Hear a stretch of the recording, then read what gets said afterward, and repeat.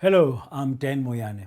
Welcome to Connect Africa Moyane, where we seek to enrich people's minds by sharing African experiences and stories that hopefully can contribute to a transforming continent. I'm talking to Saray Khumalo, the only person who can claim she's been on top of the world among a handful of people in the world. I mean, she's the first black African woman to have done so. Saray, as we continue our conversation, you mentioned something interesting earlier, that you were part of the Pathfinders under your grandparent growing.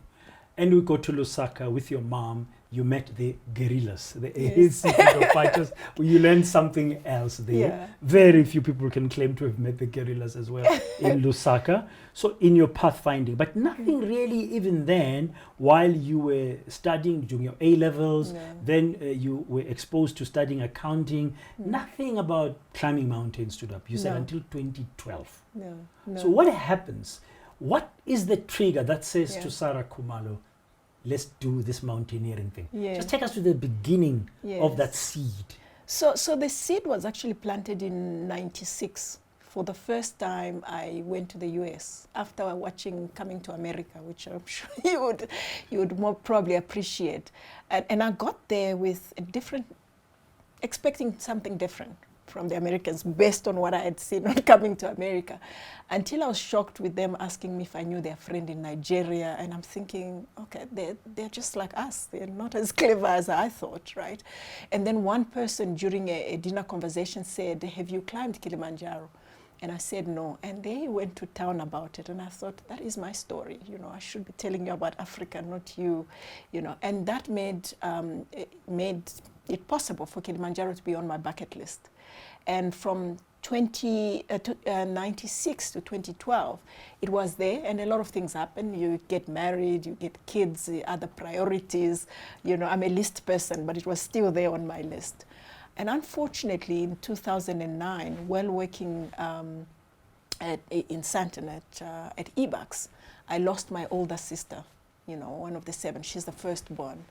And I remember it was around 7 o'clock sitting in the office and wondering, you know, had she achieved what she needed to achieve? You know, had she lived that life that my grandfather always used to say of service? Maybe her purpose was one of them. It was to remind me to wake up, you know. It was one of those times that I started reflecting and wondering whether the arguments that I was winning in the boardroom were leaving a mark, were changing the world in any way. You know, I quit my job. This happened in 2009, and I quit my job in 2010, April to be specific, and I went to work at the post office. And this was I lost a lot of shares. It just didn't matter. It just felt right that, you know, I needed to go and do something that was giving back. It was a group of people that were going to turn the post bank around and make sure that it was going to bank the unbanked or previously unbanked profitably, and teach people that didn't know about wealth and money how to manage money. And the dream was one day SADC will open up, and when it does, we should be ready, you know, because the big 4 banks at the time were claiming that Mzansi accounts were not profitable as such. So I thought, let me be part of that, you know. I didn't last, unfortunately. I was there for 11 months, and I was headhunted at Discovery. I was employee number 2 with somebody called Robert Cape. He was starting the bank. And when I got there, it was also about, we actually are going to help people with managing money, you know. And while there is a culture of departments, just like we have with my current employer, adopting charities. So we adopted a charity called Kids Heaven in Benoni. And every month I would take, myself and the group of other people would take the kids from this home to either a restaurant, teach them etiquette so that one day if they're integrated into society, they at least know something. We take them hiking. But every month you ask your colleagues for contributions. Also take them into the office, the ones that were doing matric, teach them interview etiquette. And that was, it felt good. It was something that I was doing, and I was doing it with my kids as well. Take them to the zoo and so forth. But every month as you go to your colleagues to ask for 20 Rand, 50 Rand contributions so that you're able to do this, you realize that they are avoiding you, they're pretending to be on a call, on the computer. There's donor fatigue, right? And these friends of mine started talking about Kilimanjaro, and I said to them, "Oh, that's on my bucket list. I want to come with." And they said, "Okay." Then I said, "But why don't we use it to raise money for the home?" You know, and that's when I That's found 2009. and this was no. So 2009, my sister dies. 2010, I go and work at the post office. 2011, I moved to Discovery, and that's when I started looking after Kids Heaven with a group of other And then people. the 1996 Kilimanjaro conversation way back in America comes back. And it's Correct. all because you want to give. Absolutely. It was not Yes. because you wanted to climb a mountain, No. but there was a Kilimanjaro expedition that's going to Yeah. happen, Yes. and you said you'll join it only if it's going to help you raise money. Raise money. That was Absolutely. in 2011. Yes. And you climbed when? In Kilimanjaro? 2012, at the end of the year. How was that and, experience of climbing Africa's highest peak? Humbling. First of all, I did everything wrong, knowing what I know today. We did it in December. Everything that I took that was said to be waterproof was not, right? And it was raining during that period. And because it was raining, and I was relatively fit, I was rushing. I didn't drink as much water as I should, which is wrong, knowing what I know today. And on the summit day, I crashed. I had bad altitude sickness. And I remember my guide saying, you know, "Are you puking?" I wasn't puking, but I was nauseated. And he says, "Okay, just slow down and let's go." You know, and I summited. It was emotional. I remember crying. This is, you know, the top of Africa. Not because of anything, but the fact that at some point I almost gave up and didn't realize that I could dig even deeper and actually make it. How high is Kilimanjaro again? It's 5,580, if I'm not mistaken, yeah. That's very high. And It the is. emotions came there because the sky Yes. was not the limit. No. Suddenly your yeah. mother's words, I'm sure, were coming back to say, Not at that time. Not at that time. My mother's words only Okay. came during Everest, yeah. that was your first Kilimanjaro? Absolutely. Absolutely. My first Did you- climb. And did you climb again? Kilimanjaro? So maybe let me explain. So we climbed there and we come back and we raised enough money to build an outdoor gym for this home, for Kids Heaven, worth about 200,000, converted a room into a library. And one of the kids at the home, you know, because we interacted with them a lot, came to me and said, "Do you really come from the township?" Yeah, so initially I thought it was a joke, the black people swim kind of joke, until I realized she was serious. She says, "No, because people like us don't do things like this." They you don't know. give like that. Yeah, it's kids that come from Europe to visit the home that actually do things like this. And but then that made me sad. I went home and I looked at my kids and I wondered if I was doing enough to show them that help comes from within before they looked elsewhere. And I made a resolution that I actually am going to summit the 7 highest peaks on the 7 continent, but use it to raise money for education. And that's where my journey started. That's all in 2012. That is After so Kilimanjaro, after you that's come now back. in 2013 because we 2013. summited on the 31st of December 2012. Okay, so now what was the next thing now? You've So, done Kilimanjaro. Yes. You've been asked if you come from a township because they don't believe you come from a township. Yes. Because people from township don't do this kind of Don't things. do It's this. only these foreigners from overseas who come and help us. You say, no, this is not right. I need to No. fix this. Absolutely. So what's next? Yeah. So then I went and looked for Sibusiso. I looked at who looks like Sibusiso me. Vilani. Absolutely. So my friends and I actually drove to Nelspruit. He was kind enough to meet with us, and I asked him to say, "This is what I would like to do. How do I go about it?" You know, and he explained, gave us some insights, and it turned out that he was actually going to attempt Everest in 2014. And one of the people that was with him was Lwazi Ngwenya, who also worked at Discovery. Then he came to me and said, "Come join us in 2014. So I said, "No, but Everest is not on my list for now. I need to do Elbrus, all these smaller ones." He says, no, join us. Busiso says you have to train for a mountain differently. And then I said to him, "Well, I don't just climb. For me to join you, you must agree that I'll use it to raise money."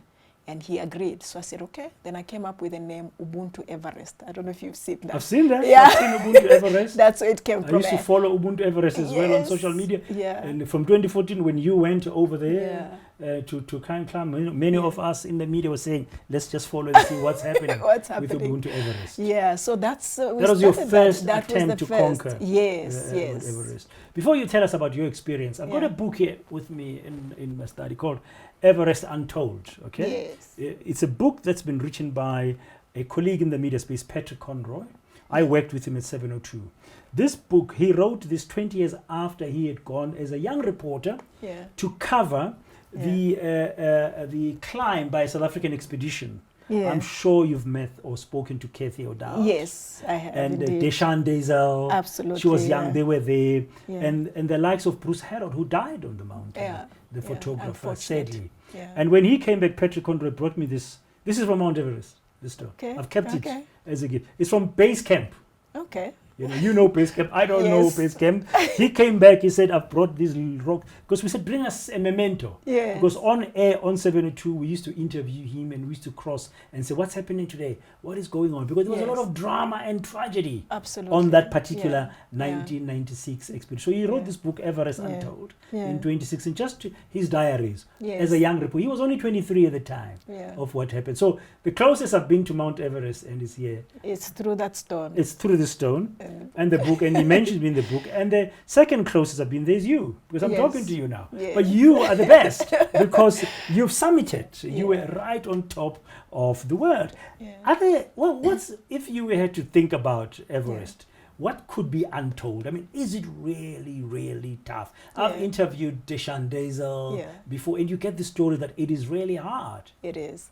It is hard. It's even if you talk about Kilimanjaro and any other climb, you're struggling and you're walking, and one of the people shouts, "Picture time!" and everyone goes, it's like, smile. And the pictures that you see is us smiling as if we're having fun. But we were grafting, really working hard and pushing.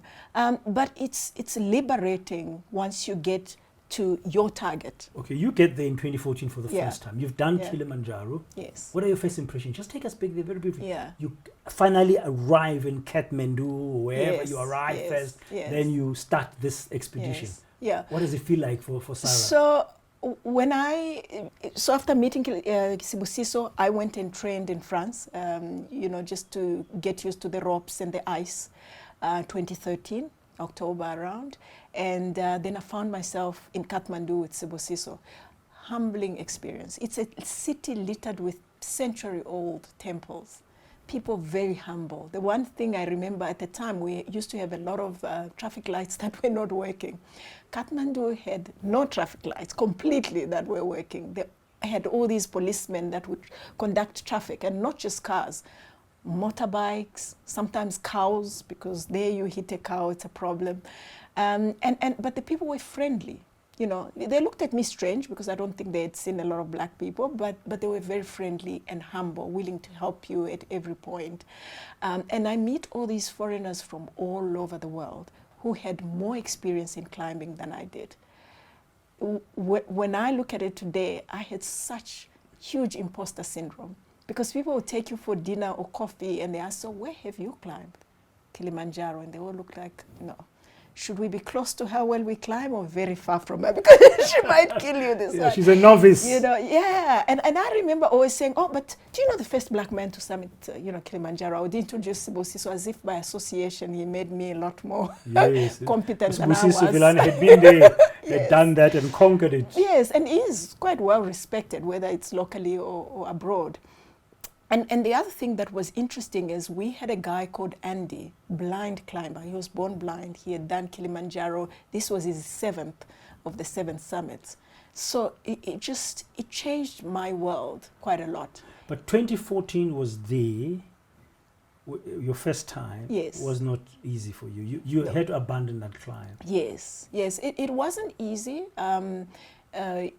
because when we got to the Everest base camp on the 3rd day, I think it was base camp. That's my base camp.